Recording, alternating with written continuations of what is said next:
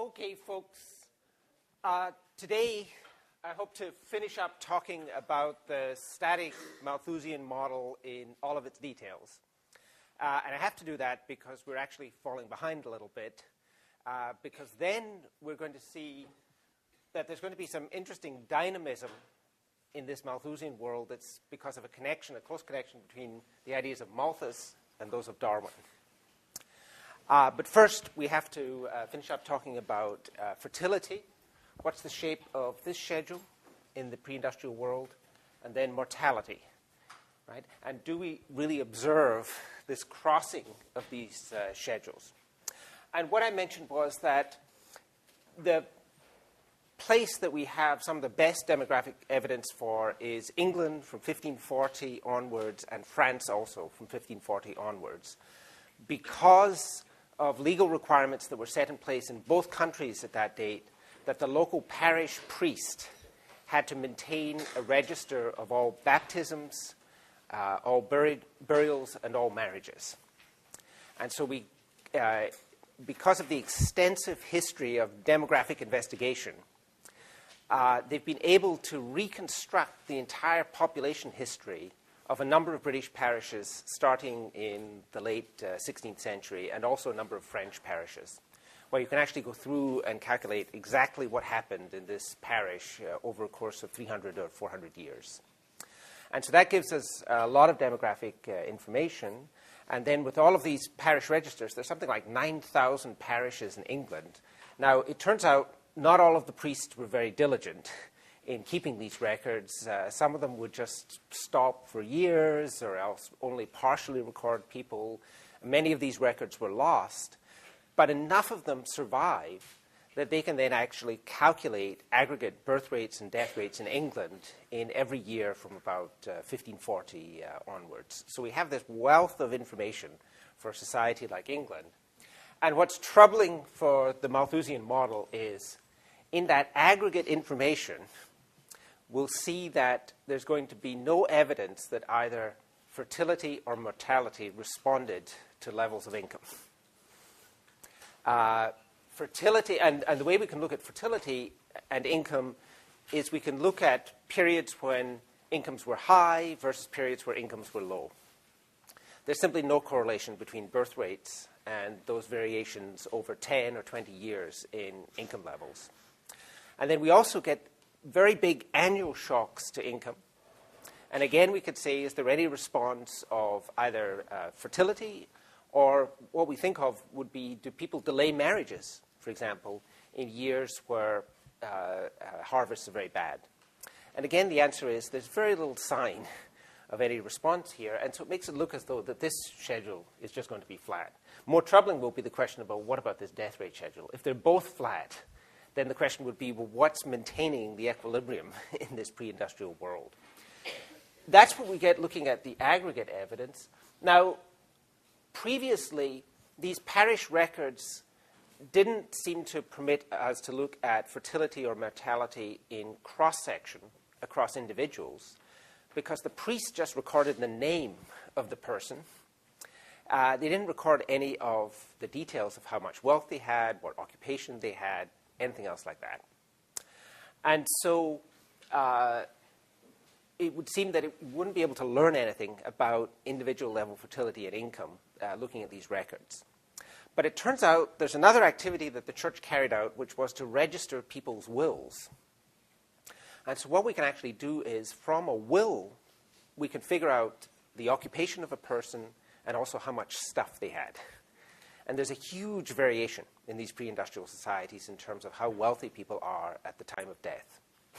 And so what we can do then is, if we link up the wills to the parish registers, there's only a certain number we can do that for, we can then get a picture of people's fertility, mortality, lined up with their income in this pre-industrial society. And by the way, just as a side note, the reason that it's possible to do that, to do it from my office in California, is because of the incredible genealogical activity of the Mormon Church.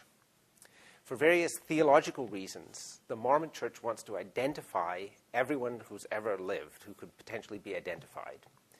And so they have actually created for England, out of these local parish registers, a website where I can find someone's name in a will, type it into this free website, and it will tell you all of the children that were registered, born to that person, or the date of marriage, if it exists. And it turns out that that might be pretty tough, except that in England, there's a lot of very common names, Smith, Clark, that are held by a lot of people. But it turns out there's a lot of very unusual English names. What you can then find is people with names that only 10 or 20 people hold in any generation.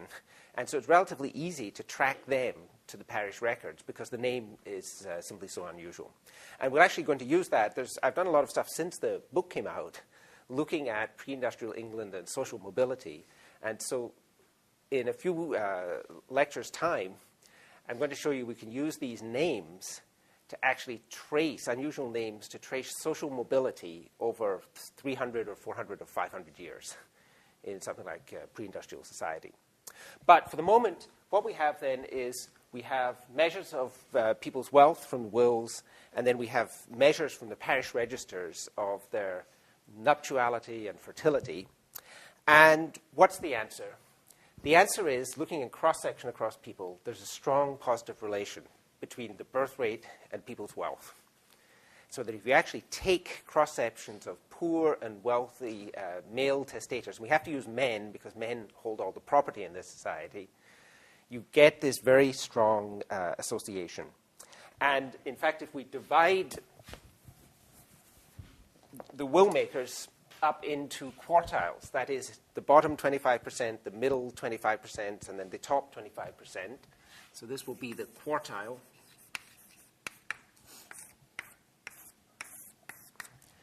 And we look at the number of births that corresponds to each testator. We find it's 3.8 for the poorest ones, 4.8, 5.0, 6.0. And so you see that there's actually this nice pattern where rich men are responsible for a lot of births, and poorer men are responsible for fewer. But the important thing is, remember, these are will makers. So the guys who are the poorest here are still in the upper half of the income distribution in this society, most likely. Okay? But many of these people are leaving very modest amounts, a few cows, some plates, some work tools, not a lot of stuff. The richest guys here will be leaving 100 acres of land, many houses, lots of assets. Okay? And you get this nice association. The puzzling thing is, well, where's that coming from? And it turns out that it's mainly not, a little bit is because rich men marry more frequently. So that's one of the effects in terms of the European marriage pattern. They seem to marry slightly younger women. So that's another effect that's going to increase fertility. But that effect is very, very minor. But if you look at the birth spacing, again, using these records, the parish records, we can say, what's the space between the first and the second birth, right? You can't use the first birth after marriage because a lot of the brides are pregnant before they enter marriage. But if we look at the spacing between the first and the second birth, it gives us an idea of how frequently are births occurring within the marriage. And the answer is, it's the same for the rich and the poor. It fulfills this pattern where it seems that once you get married, you just have children. There's no limitation. So why are rich men having more children than poor men? The answer is mainly because their wives continue to have births longer than for the wives of poorer men. It's just the span of fertility is greater for the wives of richer men than poorer men. And I don't understand why that's such a prominent effect and what it means. Right? One thing might be that it would be a reflection of contraceptive choices, which would be that basically poorer women would stop having children earlier. But in that case, you would expect the spacing to lengthen for the children of poor women than of richer women. And you don't see any sign of that, right? But it turns out that it is there in the data, that in cross-section, you do get this strong response of fertility to income. And what we'll actually see is we can use the same kind of data to look at what happens to mortality with income, because in these wills, men at their death tend to leave property to all of their children in England. And we have from the parish records the records of all the children that were born to them. And so then we've got the date of the will, the date of the births.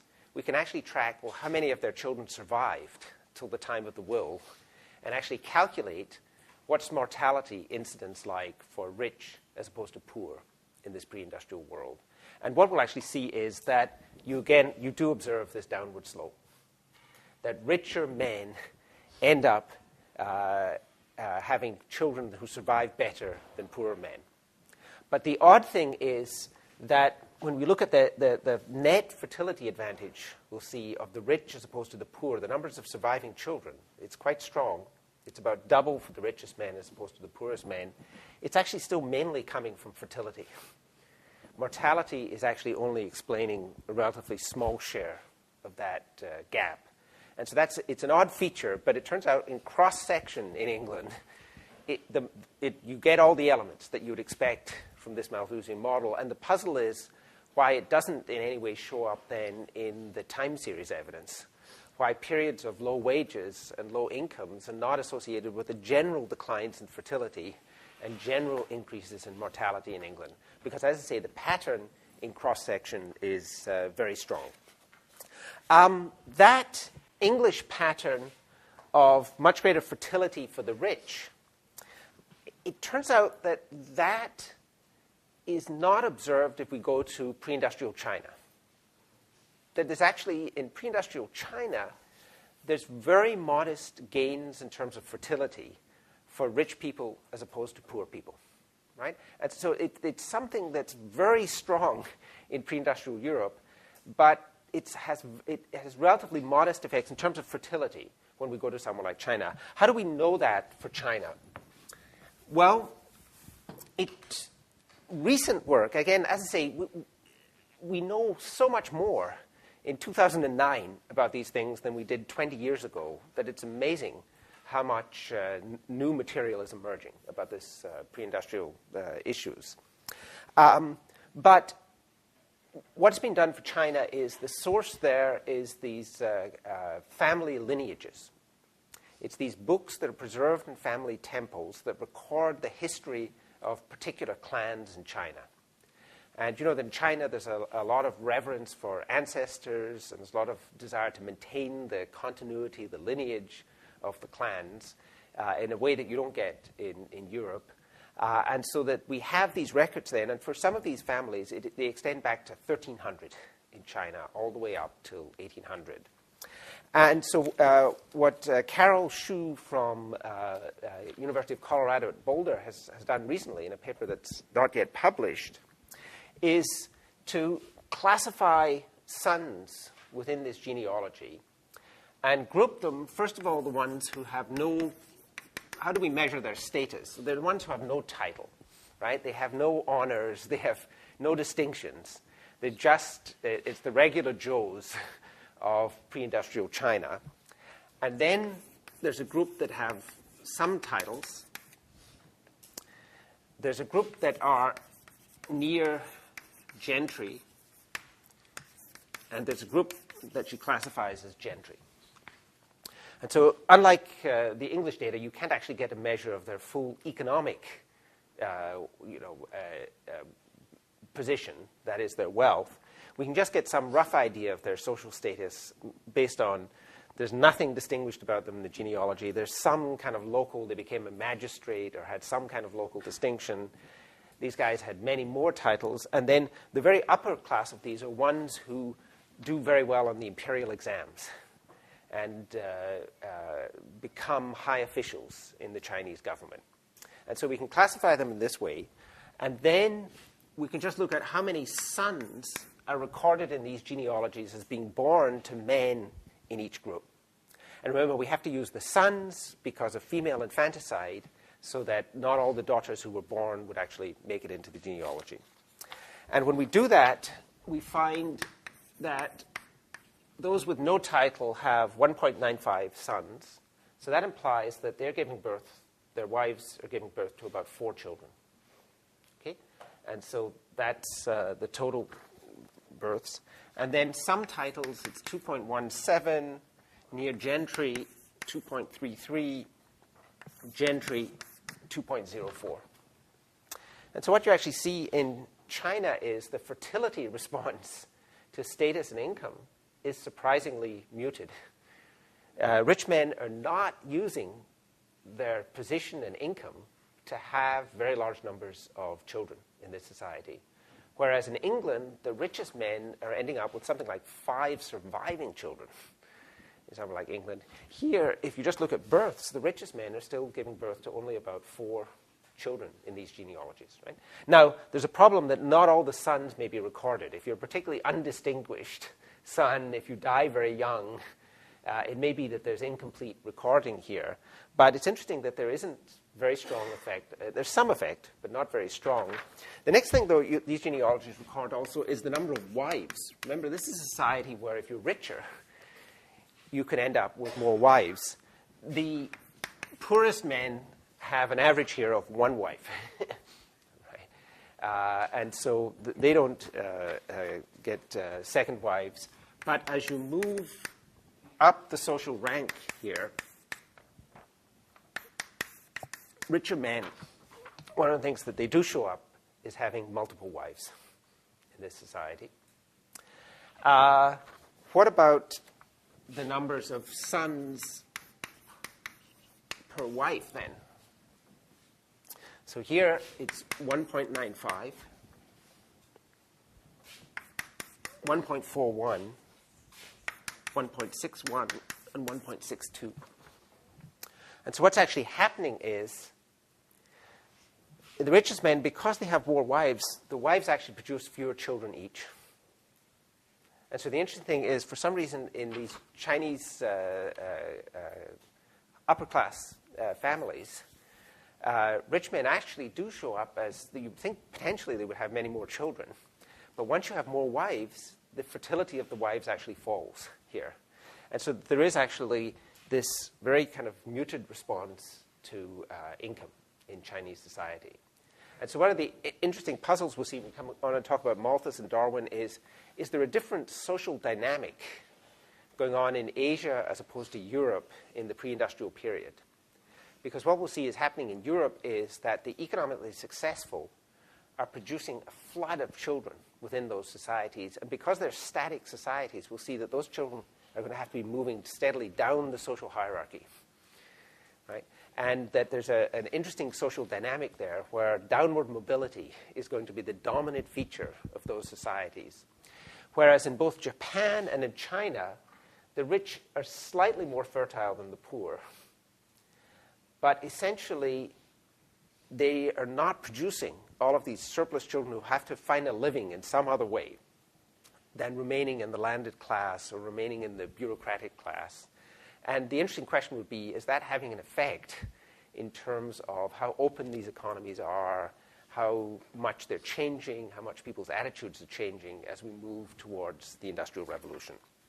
So the last thing we need to do in terms of just the static model is to say a little bit about Chapter 5, which is death rates here. And here, the first thing we just want to look at is, again, this question, were there any gains from the arrival of settled agriculture? What was Europe like as opposed to Asia in terms of living standards on the eve of the Industrial Revolution? And the way we can study that is by 2 measures. One is E0, which is how many years you can expect to live at birth in each of these societies. Now, what I've argued is that E0 is actually not, in some ways, the best measure we have of living conditions, because if you die in infancy, in some sense you have less, if we were to choose which society we wanted to land in, and there's one where we learn, well, a lot of people die in infancy, we'd say, well, I'm maybe not so concerned about that. I'm concerned about once I become an adult, once I get a stake in this society, how much longer can I expect to live? And so a second measure is E20, which is what's life expectancy when you reach age 20? How many more years can you expect to live in this world by the time you reach 20? Okay? And the first group then is, well, what about the hunter-gatherers?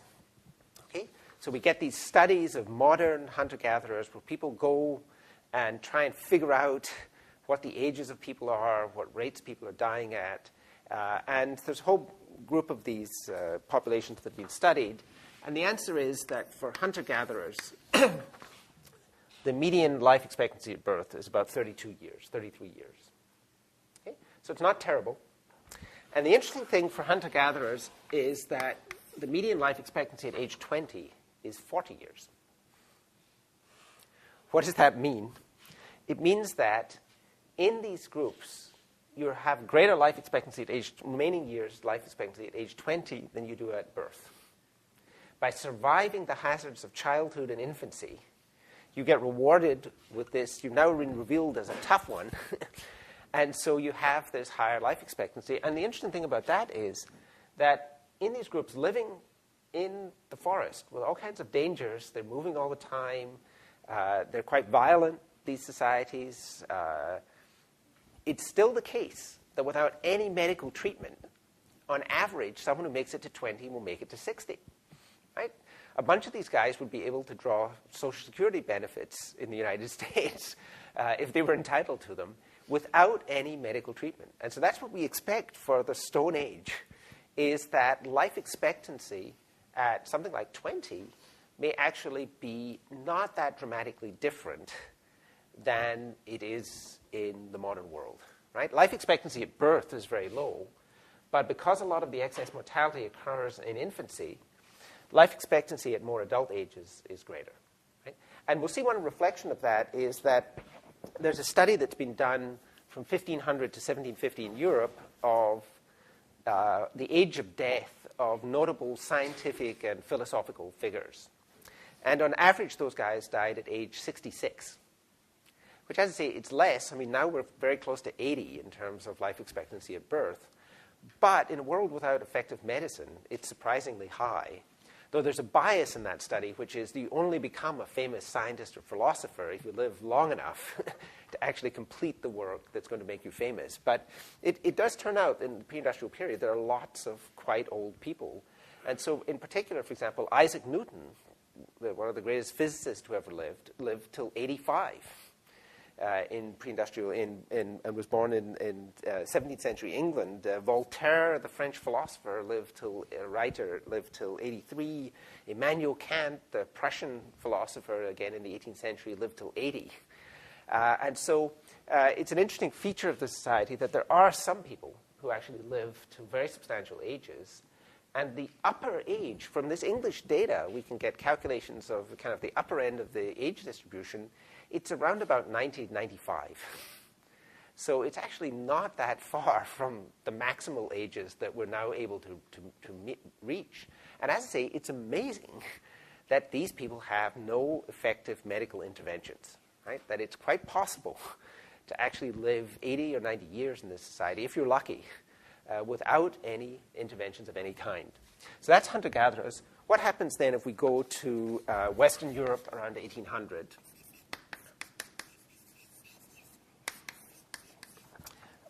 Life expectancy there actually varies a lot across different societies, but it's in that range of 28 to 38. So England, it's quite high. It's close to 38. France, it's quite low in the 18th century. 17th century is down to about 28. But the interesting thing is it's right in that hunter-gatherer range, right? There's no difference between them and hunter-gatherers.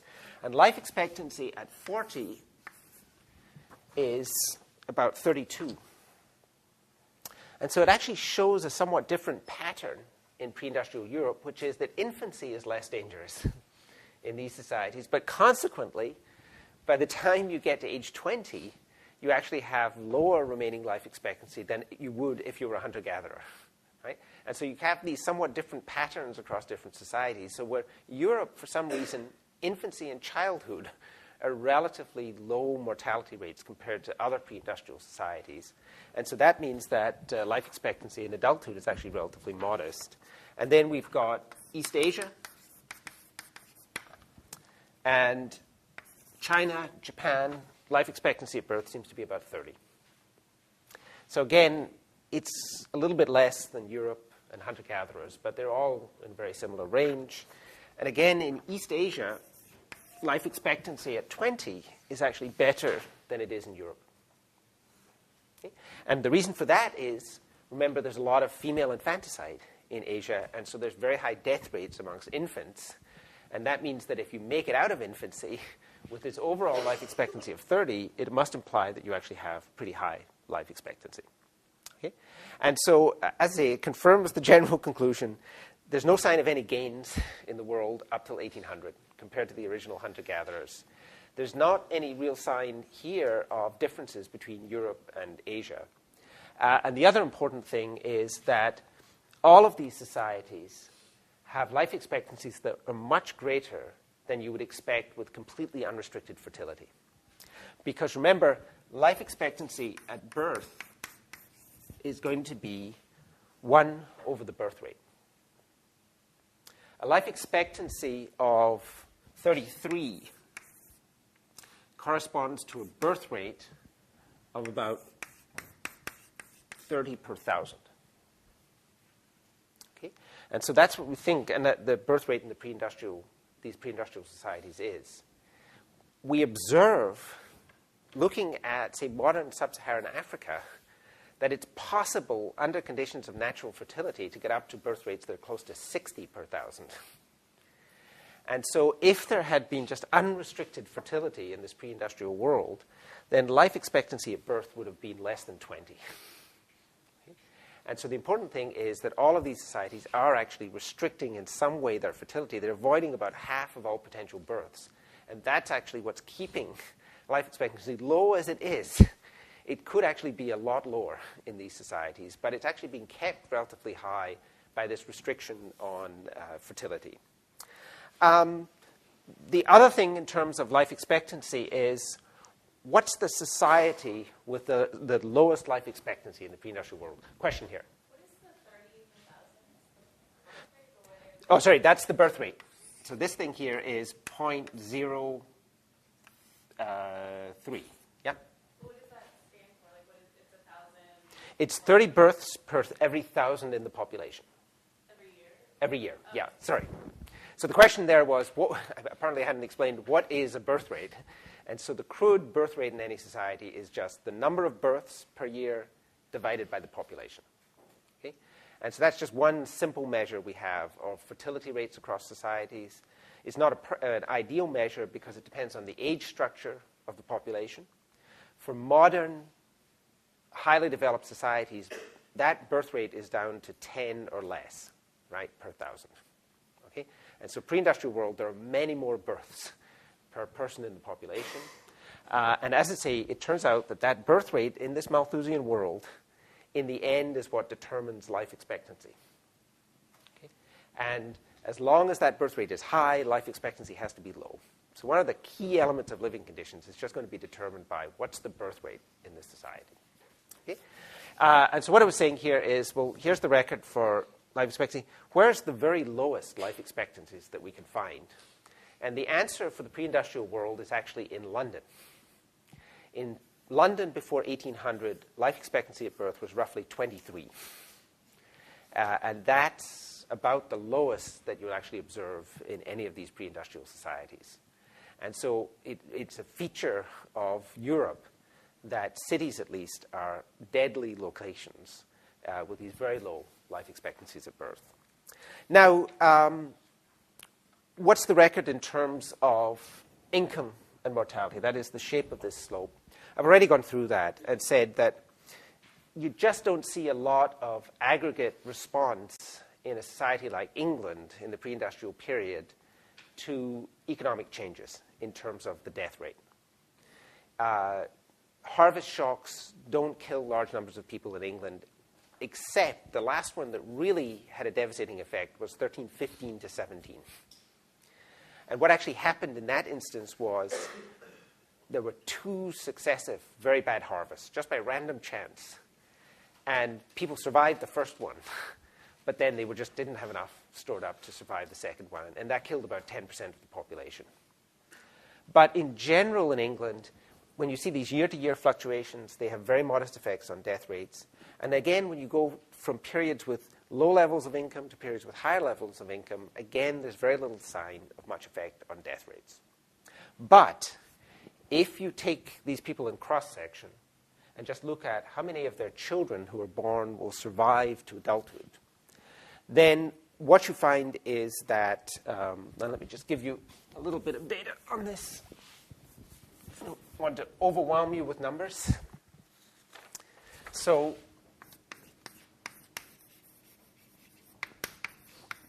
we want to look just at what percentage of children born to various men in pre-industrial England actually survive till age 25. Right? So typically, men writing wills do this around about, they're dying about age 55 or 60. And so at that stage, they get married about age 27 on average. And so some of their children will already be 25 by the time they die, or 30 by the time they die. So you get pretty good measures of what children's ability to survive to ages 25 is in this society. And then let's just look at the poorest men and the richest. So this is the bottom 25% of testators and the top 25%. So, and remember, the bottom 25% is still amongst the wealthier men in the society. And here we actually have to split it up by location. And so, first of all, there's men who lived on a farm. So their will reveals that they lived in the countryside and they're actually out on a farm somewhere in the countryside. And the answer is that for the poorest men, roughly 2/3 of their children born are still alive at age 25. And for the richest men in this environment, about 75% of the children have actually made it to age 25.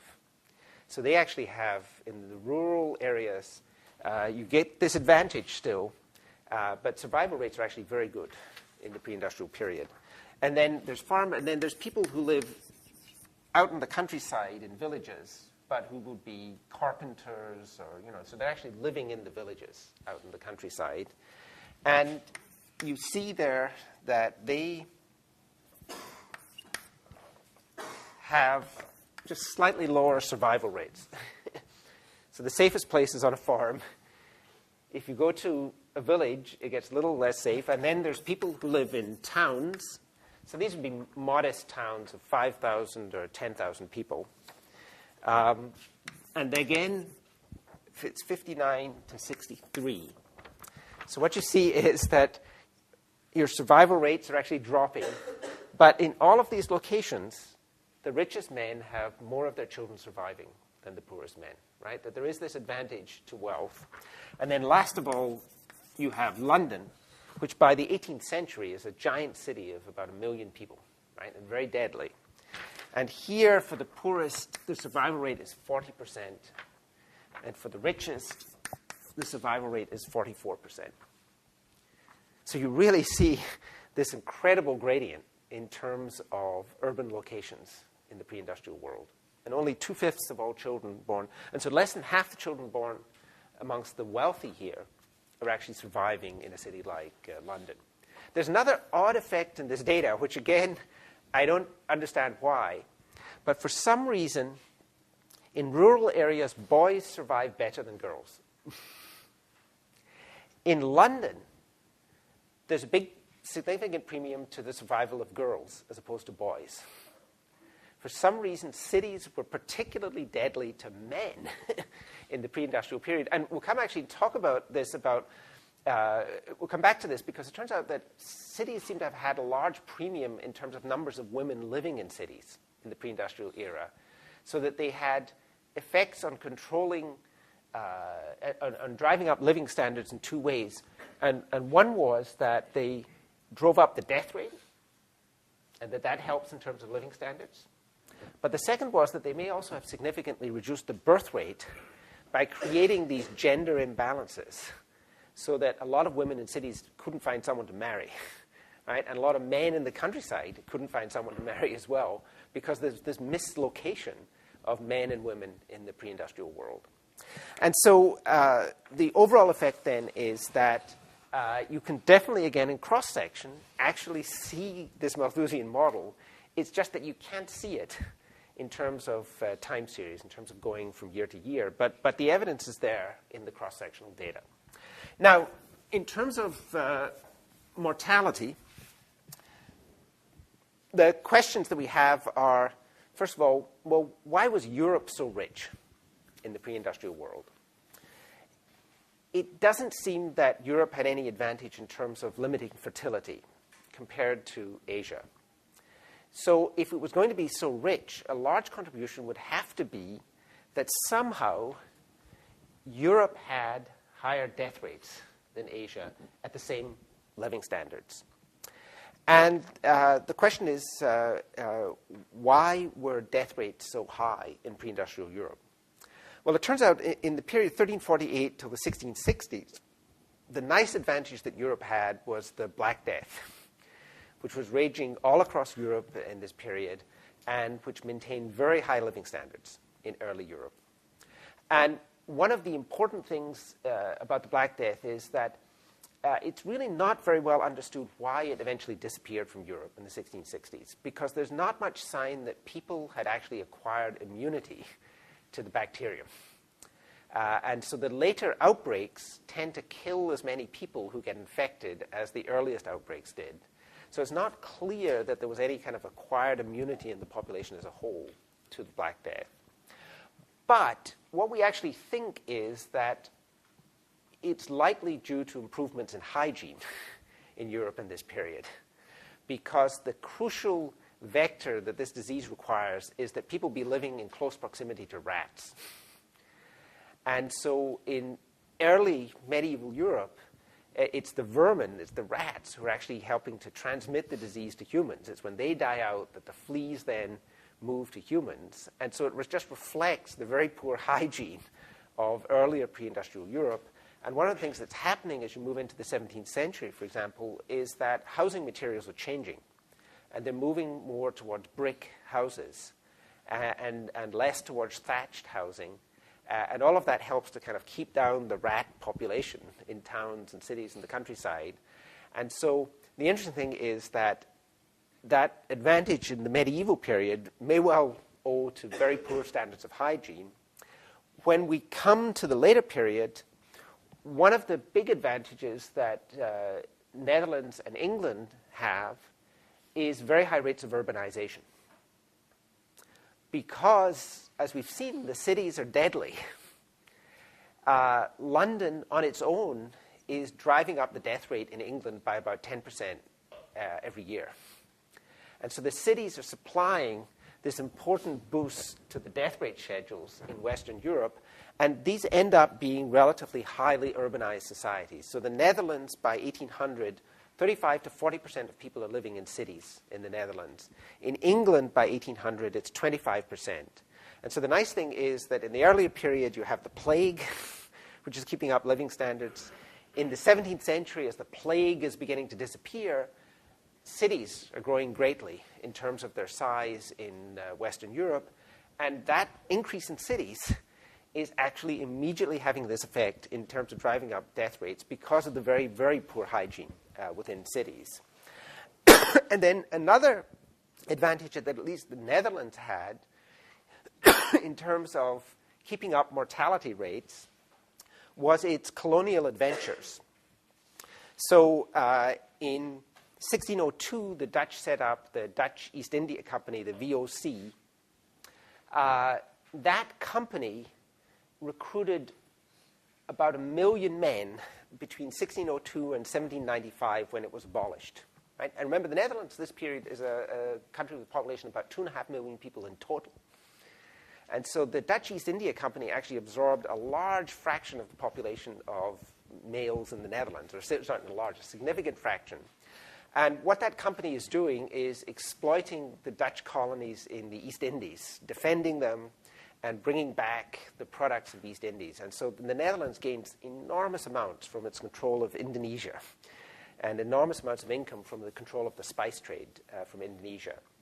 It took all of these men, and it's estimated that about half of those men died in the course of service to the Dutch East India Company. And so there were about 35,000 male births in the Netherlands from 1600 to 1800 a year. About 5,000 of those people were consumed in deaths in East India Company service. And so it drove up the death rate in the Netherlands amongst males by about 14% in this period, just the existence of the Dutch East India Company. And one of the secondary effects it had was to create a shortage of men in Dutch cities. And so that in Amsterdam, in the 18th century, there's 1.3 women for every man.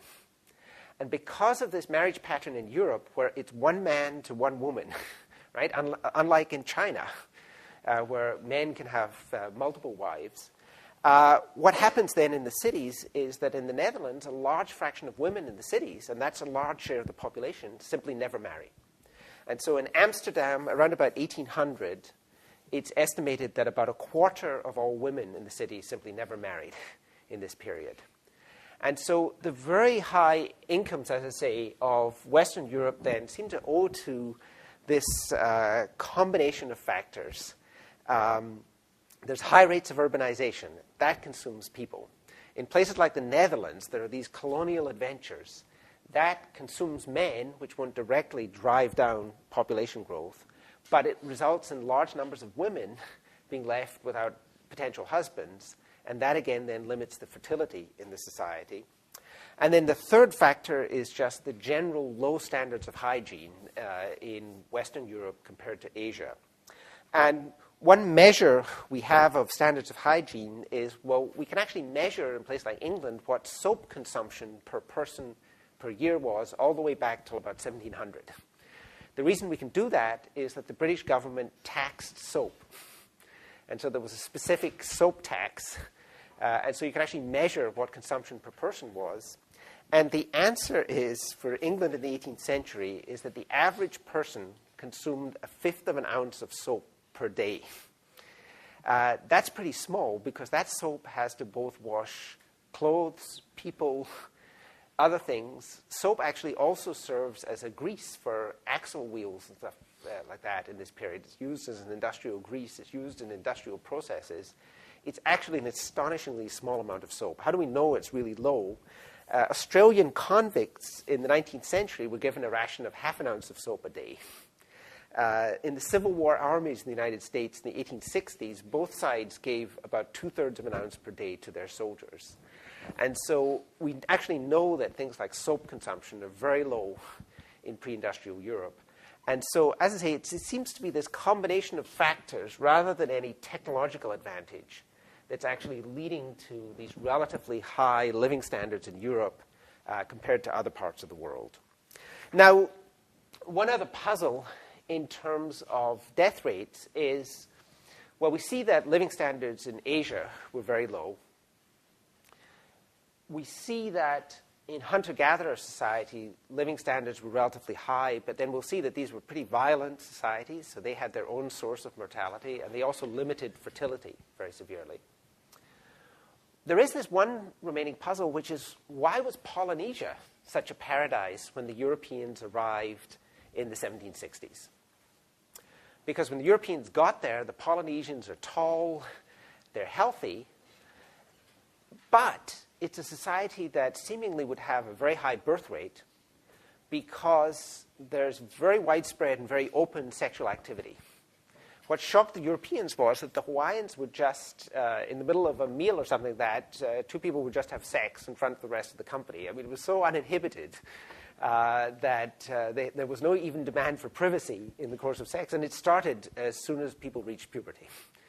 And so, as I say, that's why the European sailors thought they had arrived in the most wonderful of paradises, because the people are handsome, they're beautiful, they're incredibly sexually active, and the European sailors now are rich people in this society compared to poor people in the society they came from. But it raises this puzzle, which is, how could life be so good in Polynesia? And this puzzle is emphasized by when we get mortality rates for European troops stationed around the world in the 19th century. Okay? And these mortality rates are in terms of how many of these troops per 1,000 who are stationed in any place died in a particular year. And so if we look at the 19th century, we have Tahiti, which actually was occupied by the French, and it has a mortality rate of 10 per 1,000.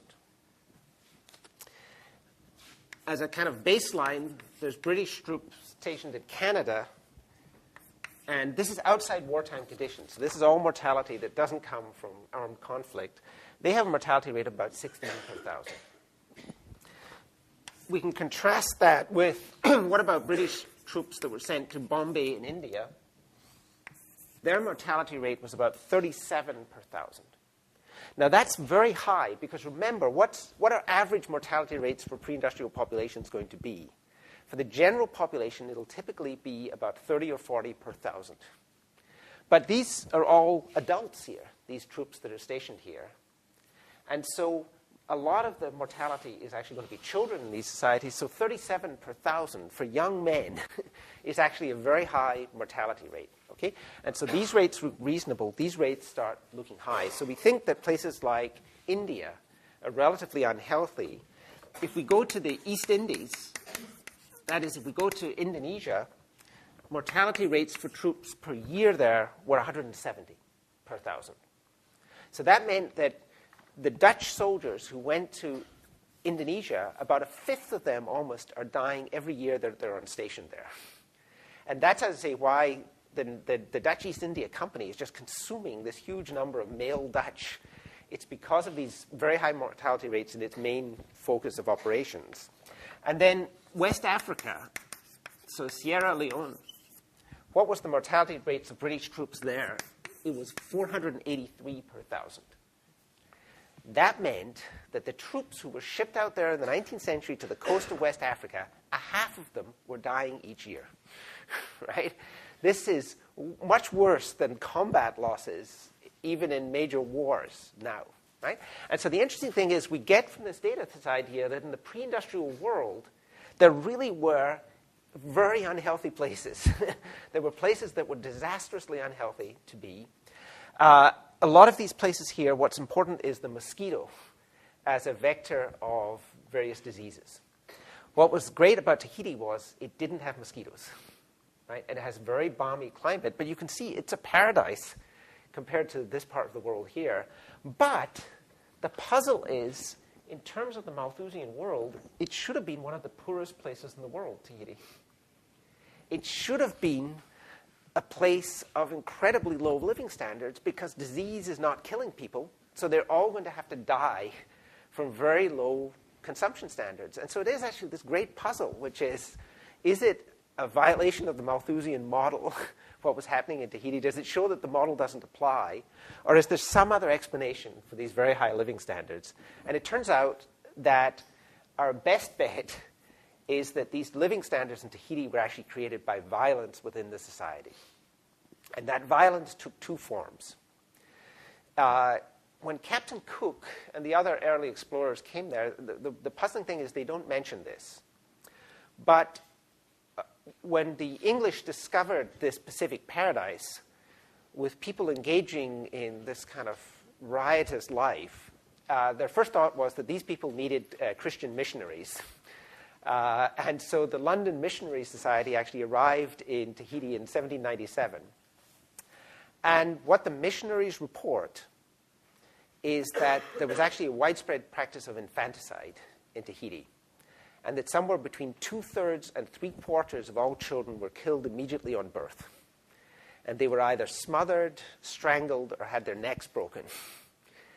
And that this was the kind of the dark side to paradise, was that they were effectively creating their own very high mortality rates in somewhere like Tahiti.